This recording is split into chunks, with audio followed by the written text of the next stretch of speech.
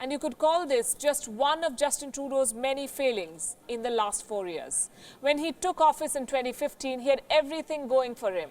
He was political royalty, the celebrated son of a former prime minister. His charisma had won him millions of fans, not just in Canada, but across the world. He bromanced global leaders. He ticked all the right boxes, identifying himself as a feminist.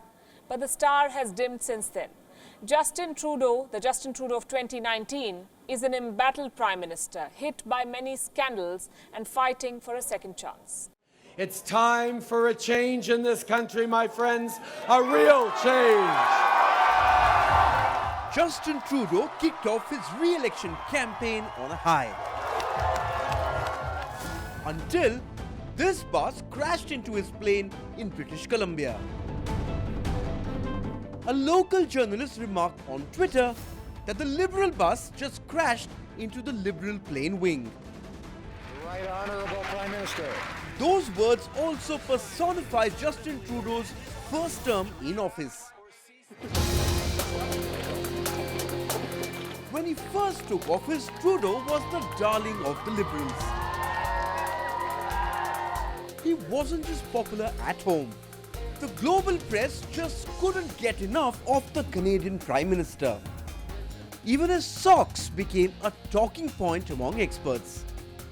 Trudeau's first term in office was largely smooth sailing, until multiple scandals gripped the administration. Honestly, Trudeau could have avoided them altogether.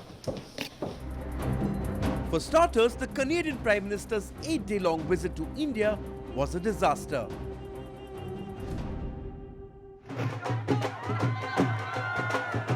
In front of the cameras, the Trudeaus did it all to win hearts.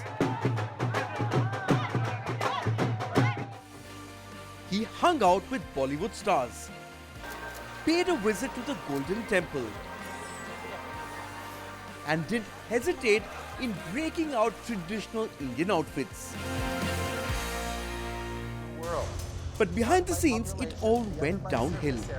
A Sikh extremist was invited to a dinner to honor Trudeau in Delhi. Jaspal Atwal was found guilty of trying to kill an Indian minister in 1986.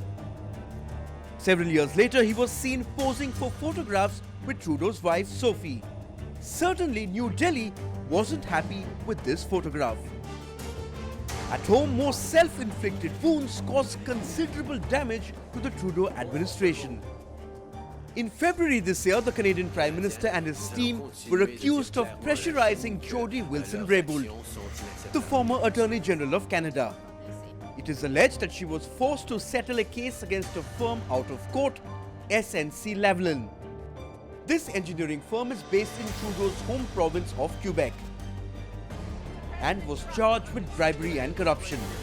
Trudeau had to himself appear before the media to issue a denial. What has become clear through the various testimonies is that over the past months, there was an erosion of trust between my office, and specifically my former Principal Secretary, and the former Minister of Justice and Attorney General. I was not aware of that erosion of trust. As Prime Minister and leader of the federal ministry, I should have been. But it wasn't enough. The charges have led to the exit of several high-profile figures. Trudeau, who is a poster boy for feminism, has been accused of bullying Jody Wilson-Raybould.